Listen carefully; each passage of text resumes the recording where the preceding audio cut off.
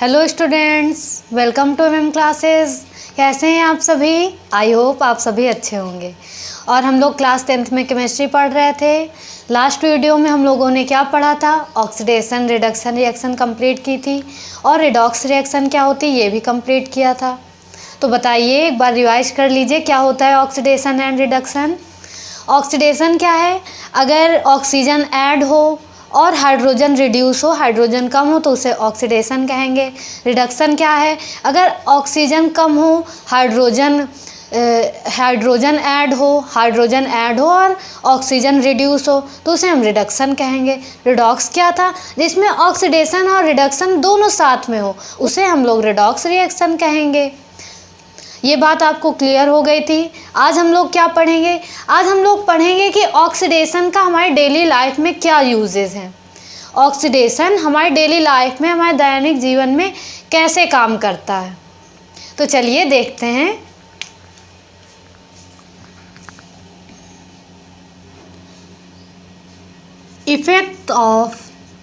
Effects of oxidation in daily life.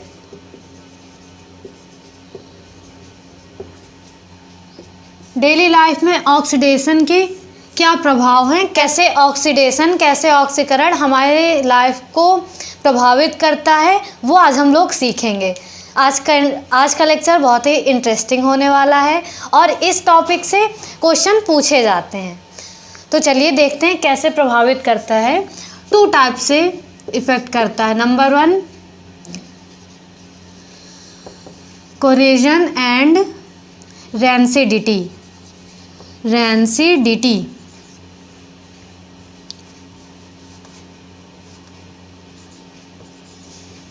Corrosion को हिंदी में बोलते हैं संक्षारण, शायद इसका नाम आप लोगों ने पहले सुना हो। और रैंसिडिटी को हिंदी में बोलते हैं विकृत गंधिता।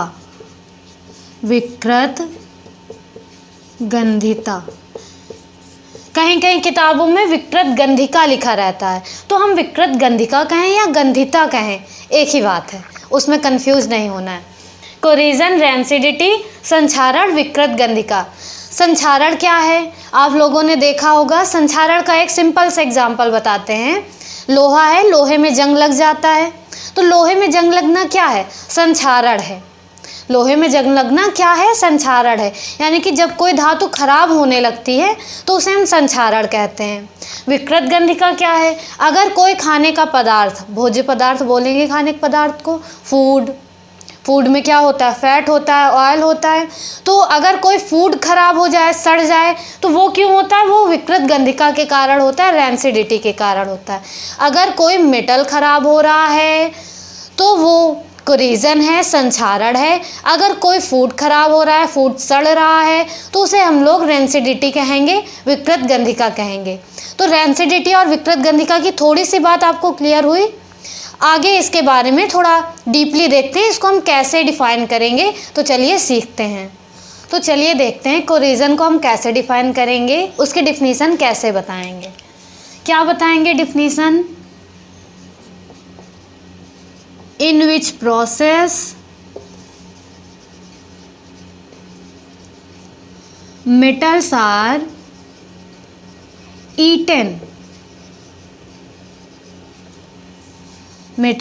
eaten up gradually by the air, moisture,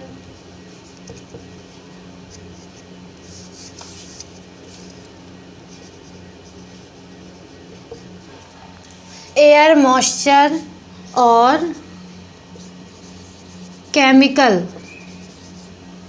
on their surface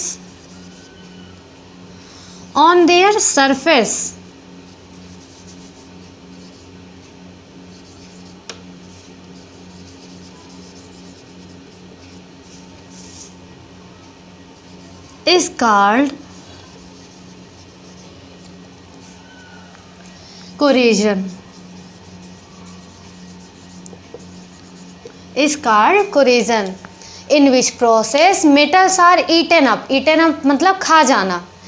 mummy लोग कहती है ना, खा गए, नष्ट कर दिया, ये शब्द सुना है आप लोगों ने। तो वही यहाँ पे भी होता है, in which process metals are eaten up gradually. Gradually का मतलब धीरे धीरे, आंशिक रूप से। ग्रेजुअली का मतलब धीरे धीरे। कोई भी मेटल तुरंत खराब नहीं होता कि एक दिन लाए अगले दिन पूरा मेटल गायब, सड़ गया, खराब हो गया, ऐसा नहीं होता, धीरे धीरे खराब होता है। तो वही यहाँ पे कहा गया eaten up gradually. Eaten up मतलब खा जाना, नष्ट हो जाना।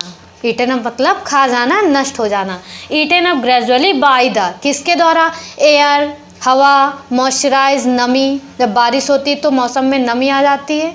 जब बारिश होती है तो हवा में, अब हमारे इन्वायरमेंट में नमी हो जाती है, तो नमी की वजह से लोहे में जंग लग जाता है। लोहे में जंग लग जाता है, फिर लोहा धीरे धीरे कमज़ोर होने लगता है और वो टूट जाता है, यानी कि लोहा खा गया। लोहे को कौन खा गया? हवा और पानी खा गए। तो लोहे में जंग लगना क्या है? संक्षारण है, कोरिजन है। उसी को, कोरिजन को हम लोगों ने डिफाइन किया, in which process metals are eaten up gradually by the air, moisture और केमिकल। केमिकल के द्वारा भी, अगर हम एयर मॉइस्चर ना करें, कोई केमिकल डाल दें, उसमें एसिड डाल दें, तो उससे भी वो ख़राब हो जाएंगे। तो अगर हम कोई केमिकल डाल के भी मेटल को ख़राब कर रहे हैं, नष्ट करवा रहे हैं, तब भी वो कोरिजन के अंतर्गत ही आएगा।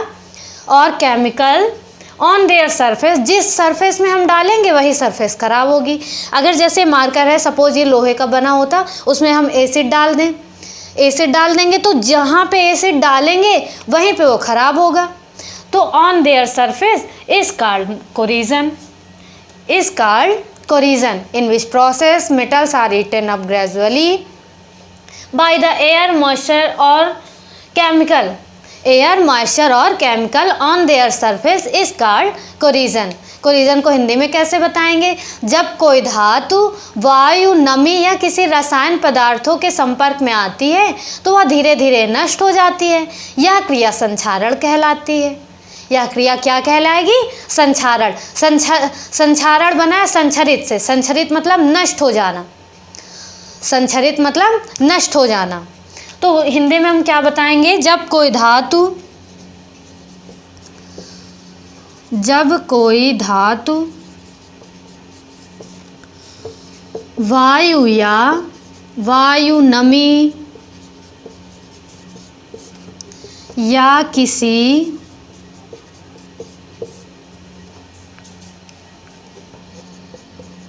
रासायनिक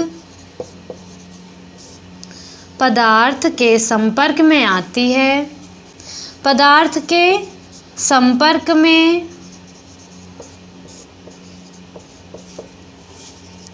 आती है तो क्या होता है? तो वह धीरे धीरे नष्ट हो जाती है। तो वह धीरे धीरे नष्ट हो जाती है।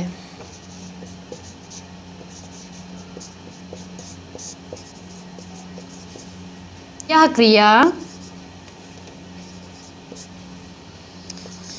क्रिया क्या कहलाएगी? संक्षारण कहलाएगी। यह क्रिया संक्षारण कहलाती है। जब कोई धातु वायु, नमी या किसी रसायन पदार्थ के संपर्क में आती है तो वह धीरे धीरे नष्ट हो जाती है। यह क्रिया क्या कहलाती है? संक्षारण कहलाती है। जैसे लोहे में जंग लगना, रस्टिंग ऑफ आयरन क्या है? संक्षारण है। रस्टिंग ऑफ आयरन, लोहे में जंग लगना क्या है? संक्षारण है। रस्टिंग ऑफ आयरन की अगर आपसे रिएक्शन पूछी जाए तो आप क्या बताएंगे? लोहा क्या होता है? Fe की क्रिया हम वायु से करा दें, ऑक्सीजन से करा दें तो क्या बन जाएगा? Fe2O3। यही जंग लगने की क्रिया है। Fe + O2 Fe2O3। इसको हम बैलेंस कर लेंगे। यहाँ 2 ऑक्सीजन है, यहाँ 3 ऑक्सीजन है, यहाँ 1 Fe है, यहाँ 2 Fe है, तो यहाँ पे हम क्या कर दें? 2 Fe कर दें। अभी ऑक्सीजन बैलेंस नहीं हुए, यहाँ 2 हैं, यहाँ 3 है, तो अगर हम यहाँ पे 2 का गुणा कराएं तो 2 3 जा 6 ऑक्सीजन यहाँ हो जाएंगे। यहाँ हम 3 का करा दें तो 3 2 जा 6 ऑक्सीजन यहाँ। अब यहाँ पे Fe कितने हो गए? 2 2 4। यहाँ पे Fe कितने?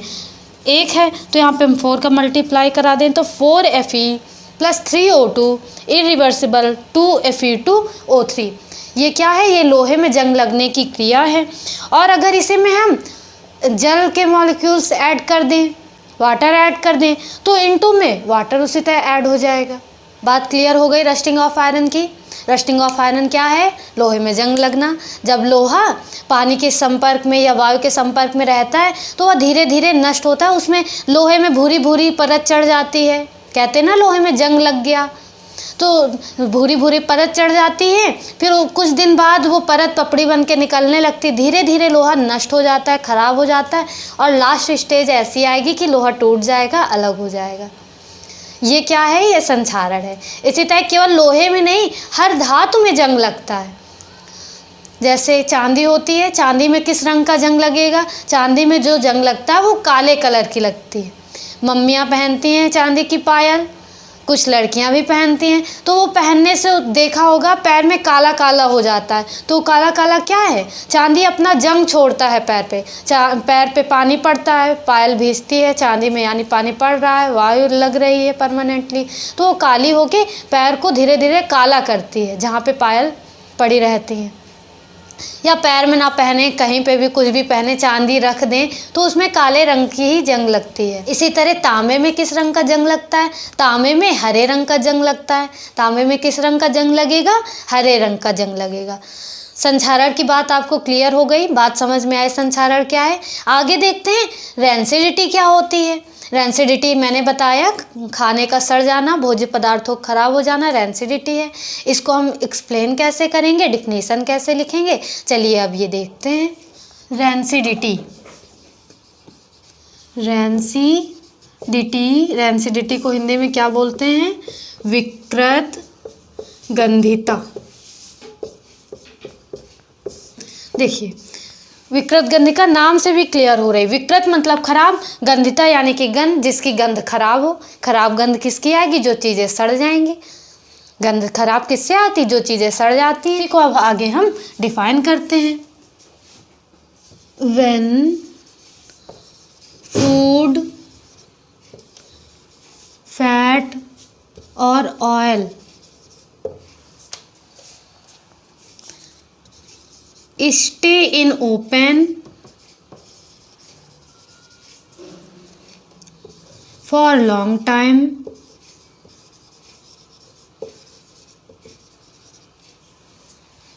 they get oxidized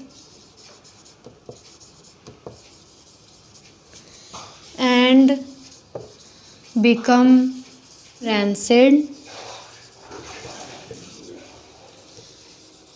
and their taste and smell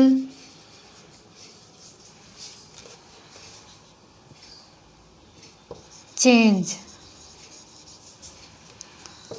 This process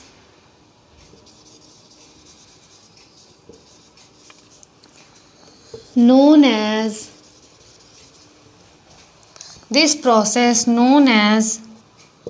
rancidity. This process known as rancidity. When food, fat or oil stay in open, जब खाना खुले में रखा रहता है बहुत काफ़ी लंबे समय से, जब खाना खुले में रखा रहता है लंबे समय से, तो वो ऑक्सीडाइज हो जाता है और ख़राब हो जाता है। ऑक्सीडाइज हो जाता है और ख़राब हो जाता है। Their taste and smell change. This process known as rancidity. जब खाना लंबे समय तक खुले में रखा रहता है तो वो ख़राब हो जाएगा, ऑक्सीडाइज हो जाएगा। रेंसिड मतलब ख़राब हो जाना, और उसका टेस्ट और उसकी गंध बदल जाती है, वो बदबू करने लगता है। इसे ही हम लोग रेंसिडिटी कहते हैं। रेंसिडिटी, भले आपको डिफिनेशन कम समझ में आ रही होगी, बट आपको रेंसिडिटी समझ में आ गई। रेंसिडिटी का मतलब क्या होता है? ब्रेड होती है, ब्रेड में कवक लग जाते हैं, ब्रेड ख़राब हो जाती है। ब्रेड काफ़ी लंबे समय से रखी रहे अगर, तो वो ख़राब हो जाती है, हरे कलर की हो जाती है, सड़ जाती है। और खाना अगर एक दिन हमने बना के रख दिया, उसको फ्रिज में नहीं रखा, तो वो भी ख़राब हो जाता है, सड़ जाता है। तो कुछ चीज़ें तुरंत ख़राब हो जाती हैं, कुछ थोड़ा लंबे टाइम बाद ख़राब होती हैं। जैसे खाना अगर हमने 7-8 घंटे रख दिया बाहर तो फिर शाम तक ख़राब हो जाता है। लेकिन जैसे ब्रेड है, ब्रेड अगर हम 1 दिन रखे रहें उसके बाद ख़राब होगा, यानी कि उसकी एक लिमिट है कौन कब ख़राब होगा। लेकिन खाने की हर चीज़ ख़राब होगी। क्यों ख़राब होगी? रैंसिडिटी के कारण ऑक्सीडाइज हो जाएगा, जो खाने का पदार्थ है वो ऑक्सीडाइज हो जाएगा और वो ख़राब हो जाएगा। ख़राब ना होने के लिए क्या करते हैं? ख़राब ना होने के लिए हम उसको उठा के सीधा फ्रिज में रख दें, तब चीज़ नहीं ख़राब होती। लेकिन आपने देखा होगा जो पैकेट में चीज़ें आती जैसे अंकल चिप्स, कुरकुरे, पैकेट में चीज़ें आती या बिस्किट भी कह दें हम, तो ये ख़राब नहीं होते चाहे जितने टाइम तक रखे रहें। वो क्यों नहीं ख़राब होते? तो बेटा होता क्या है, जो पैकेट वाली चीज़ें होती हैं उनके अंदर नाइट्रोजन गैस भर दी जाती है। नाइट्रोजन गैस भर के पैकेट बंद कर दिया गया तो वहाँ पे ऑक्सीजन जा ही नहीं पाता, तो वो ख़राब भी नहीं होती। तो पैकेट वाले चिप्स कुरकुरे में कौन सी गैस भरी होती है? नाइट्रोजन गैस भरी होती है, जिससे वो ख़राब नहीं होते चाहे जितने टाइम तक रखे रहें। बात समझ में आई रैंसिडिटी की? रैंसिडिटी क्या है? खाने का सड़ जाना। इसे हम हिंदी में क्या कहेंगे? जब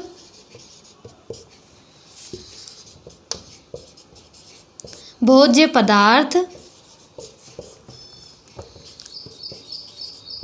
लंबे समय से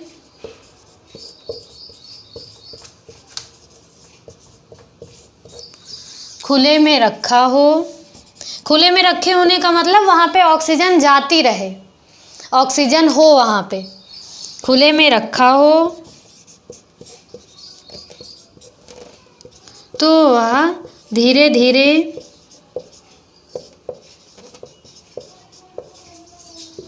धीरे सड़ जाता है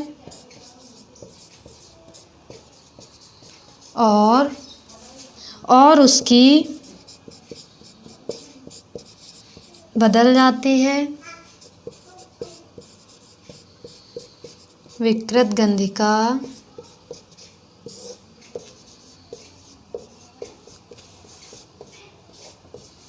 विकृत गंधिका कहलाती है।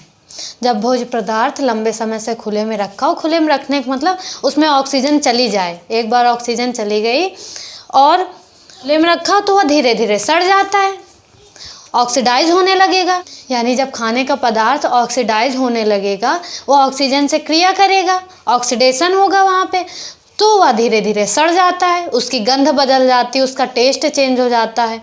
इसे ही हम लोग विकृत गंधिका कहते हैं। विकृत गंधिका से बचने के लिए क्या करते हैं हम लोग? खाने को उठा के फ्रिज में रख देते हैं, या अंकल चिप्स वाले कुरकुरे में क्या करते हैं? नाइट्रोजन गैस भर देते हैं। इसी तरह संक्षारण पढ़ा था हम लोगों ने। संक्षारण क्या है कि जब कोई मेटल खराब हो जाए, मेटल में जंग लगने लगे, तो उसे हम लोग संक्षारण कहते हैं। संक्षारण से बचने के लिए हम लोग क्या करते हैं? संक्षारण से बचने के लिए हम उसमें पेंट कर दें, ऑयल लगा दें, ग्रीस लगा दें, तो उसमें संक्षारण नहीं होगा। यानी संक्षारण के उपाय क्या हैं? पेंट करना, ग्रीस लगाना, तेल लगाना। और विकृत गंधिका के उपाय क्या होंगे? खाने को उठा के फ्रिज में रख देना, पैकेट बंद सामानों में नाइट्रोजन गैस का भरा होना। नाइट्रोजन गैस होती है, इस वजह से वो ख़राब नहीं हो पाते। और एक कंपाउंड होता है BHT, ये केमिकल हैं, इनको भी अगर लगा दिया जाए तो चीज़ें ख़राब नहीं होती हैं। तो आपको रैंसिडिटी और कोरेजन की बात समझ में आ गई होगी, संक्षारण और विकृत गंधिका।